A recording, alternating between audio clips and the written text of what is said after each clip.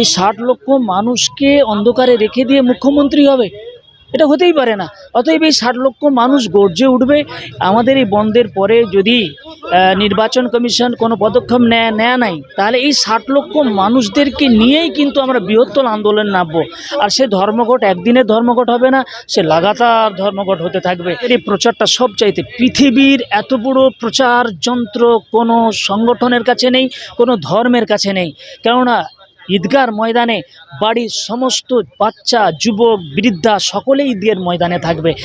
এমন প্রচার অনলাইনও দিতে পারবে না, সোশ্যাল মিডিয়াও দিতে পারবে না, মেন স্ট্রিম মিডিয়াও দিতে পারবে না। আপনাদের ধর্মঘট সাধারণ মানুষ পালন করবে? অবশ্যই পালন করবে।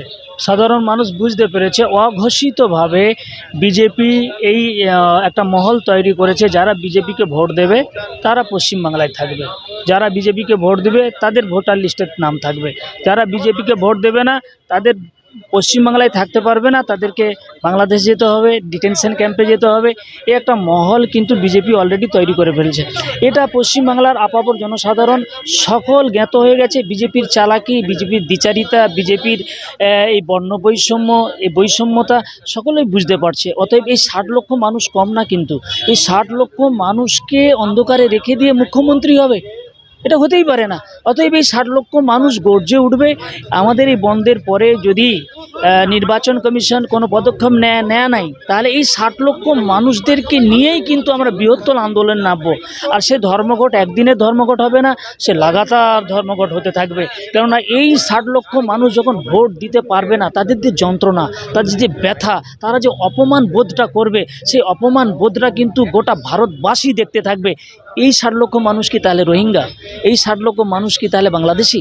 তাহলে এদেরকে অন্ধকারে রেখে ভোট বৈতরণী পার করার যে প্রপাগান্ডা চালানো হচ্ছে, এ এক ধরনের ভোট ঘোষণা হয়ে গেছে, প্রার্থী তালিকাও ঘোষণা হয়েছে। আমরা ধর্মঘট করতে যাচ্ছি, মানুষ স্বতঃস্ফূর্তভাবে এতে সামিল হবে। কিন্তু তারপরেও যদি ভোট হয়ে যায়, ভোটের পরে কিন্তু এই সমস্ত মানুষ গর্জে উঠবে। তখন আন্দোলন এত ভয়ঙ্কর আন্দোলন হবে যা পশ্চিমবাংলার মানুষ কোনোদিন দেখেনি। আপনাদের এই যে আন্দোলনটা হচ্ছে, এটা বিভিন্নভাবে প্রচার চলছে। এই প্রচারটা সবচাইতে পৃথিবীর এত বড় প্রচার যন্ত্র কোনো সংগঠনের কাছে নেই, কোনো ধর্মের কাছে নেই। কেননা ঈদগার ময়দানে বাড়ির সমস্ত বাচ্চা, যুবক, বৃদ্ধা সকলেই ঈদের ময়দানে থাকবে।